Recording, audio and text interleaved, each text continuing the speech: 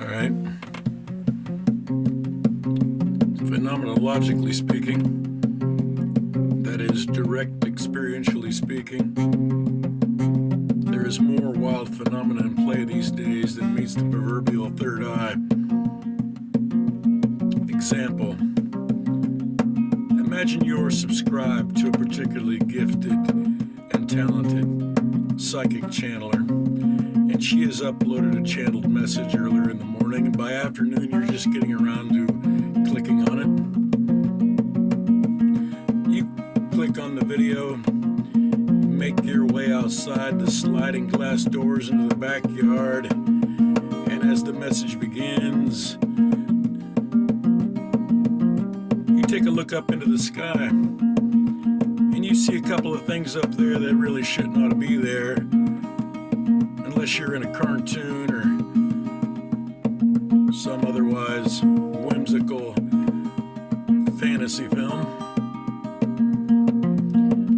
In the sky, hanging low to your left, is a large cumulus cloud in the shape of the profile bust of an attractive young lady.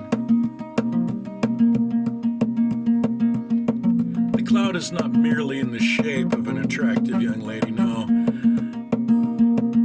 It is uncanny, impossible. It is anatomically correct. It is shaped as if crafted by a talented artist. It is shaped as sharply as a Google silhouette clip art. And to your right, maybe 2 football fields distance from the profile bust of this attractive young lady, is the profile bust of a handsome young man.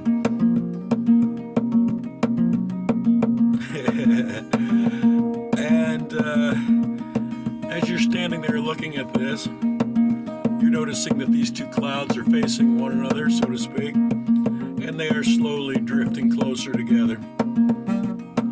And you're taking in the fact that they are not only anatomically correct, and they appear to be as if crafted by the same artist. They are seemingly scaled perfectly to match one another. Again, despite being such distances apart. And they are slowly drifting together. And while you're semi-wrapped in astonishment of this, making the adjustment to the uncanniness of it all, the whole while, this gifted psychic channeler is playfully giving you a play-by-play commentary of this whole thing you're watching, as if she sees it all through the backs of your own eyes. And again, her video was recorded hours earlier, so you've got that time, distance, separation that goes on and all that. And like I say, by now you're well familiar with how gifted this person is, so while this commentary is astonishing, it's not surprising. What is surprising, however, is that you're seeing something in the sky that ought not be there. And normally when that sort of thing happens, you're kind of the only one who gets to see it, and good luck trying to tell the tale to anyone without sounding like a delulu. Well, in this case, at the very least, you and this gifted, talented, psychic individual at least are aware together mutually of the uncanniness of these clouds in the sky. Well, as things progress, yes, they keep drifting closer together. And eventually, of course, yes, they do touch and merge together. And of course, before they do, they come together. Firstly, the first thing that touches is their lips in and a perfect little Valentine kiss in the sky. And again, all of this is being given play-by-play commentary by the talented, gifted psychic. So, insofar as the psychic, telepathic transference and all that business goes, that's relatively straightforward and it's science fiction, but relatively straightforward. However, what is less straightforward is why would the quote-unquote Department of Science and Wonders or whoever, whatever, go to the trouble, seemingly, to move heaven and earth to provide for this whimsical, uncanny glimpse of their craftsmanship in the sky above, and provide for this quaint Valentine gesture to be witnessed by two people at a distance in both space and time who truly are less than compatible, romantically speaking. And, it's very peculiar. Very peculiar. That level of whimsy on the part of forces of greater mystery than who knows, showing such whimsy and almost a childlike sense of carelessness about the whole thing. It's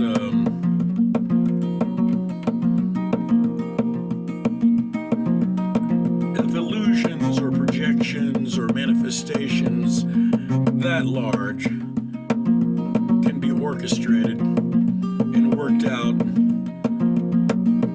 with all the weavy nimbleness of time and space to be put together to make it so, one has to wonder,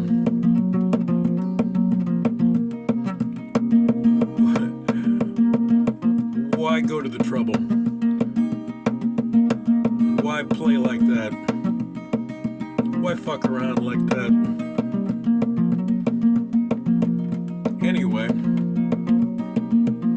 it presents a window into a certain, what do you call it, sway with the phenomena that is quite far and away larger, more profound.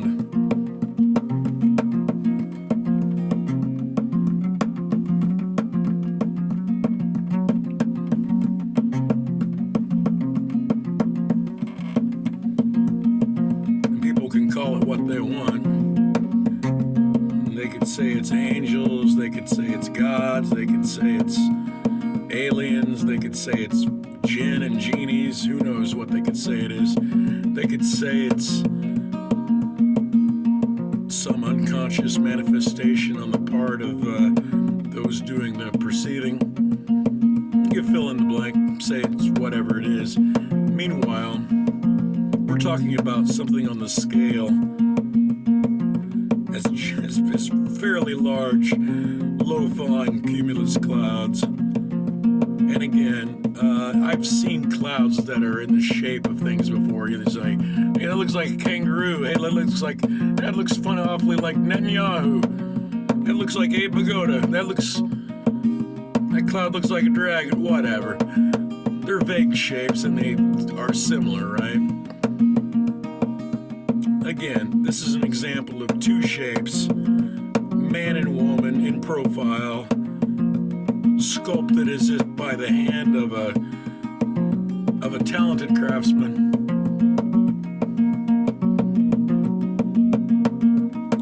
Formed to look that way, separate from one another by the space of two football fields, and they come together in a perfect Valentine kiss. It's too much, man. And of course, let's say, the time it took for all of this between noticing them and them finally coming together,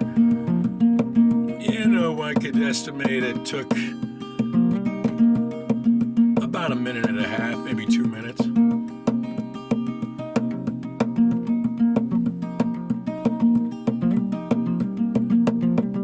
Enough time for myself to make the quick adjustment to become the trained observer of the situation and think to myself, hey, am I having is this a delusion? Is this brought on by some kind of hypnotic suggestion? Blah, blah, blah, this, that, the other. No.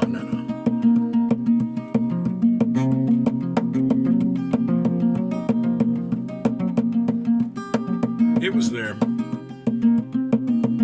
And like I say, as uncanny as one ought to expect to only appear in the work of fiction, one certainly does not ever expect the sky to do that outside of works of fiction. Again, clouds look like the shape of this, that, the other. I get it, parabolia and all that stuff. Hey, it looks like that cloud looks like this, that, the other, a puppy dog, a fucking duck, whatever. No. This is different.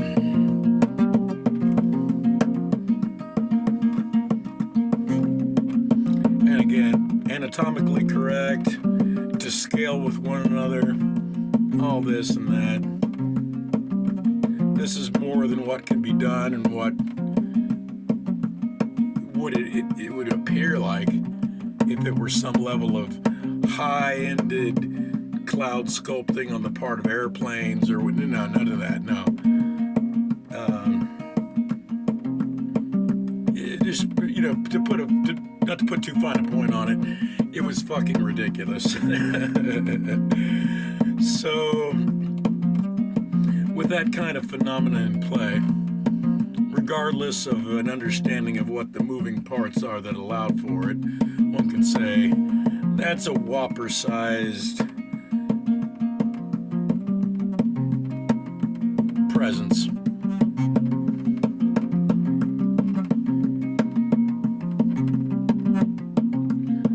As well as being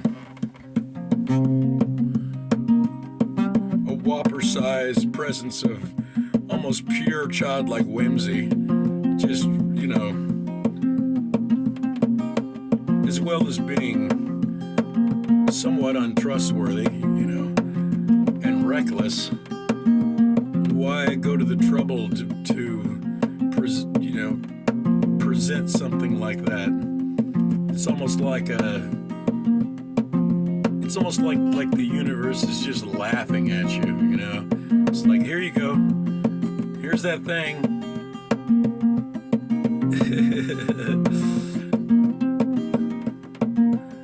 Anyway, in this case, like I say, most times these kinds of high strangeness, whether it be like ghosts or UFOs, whatever it is, they're alarmingly subjective. In this case, at the very least, another individual, even if they were seeing it through my eyes or whatever, at least they were aware that the sky was up to something that consensus gentium and all good sense would say it ought not be able to do.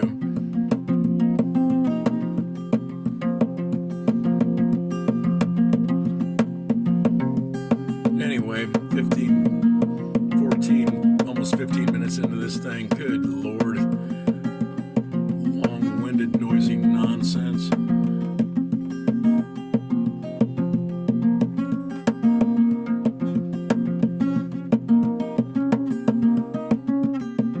Oh my God.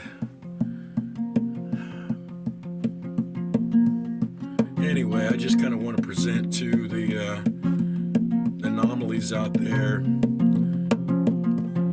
I don't know, questions possibly.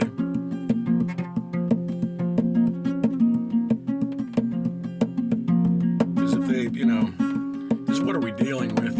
What is in our laps, man? A lot of people are very wildly confident that they know what the fuck they're talking about. They say, well, this is what's in our laps. Didn't what's not obvious to you? This is what's in your lap. Are you silly? Meanwhile, there's no way to vet what they say.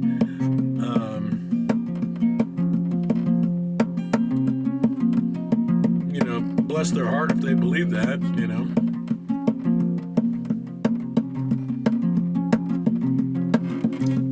Meanwhile,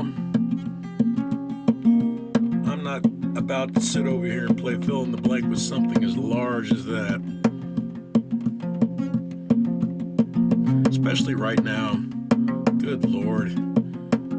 This culture, man. All this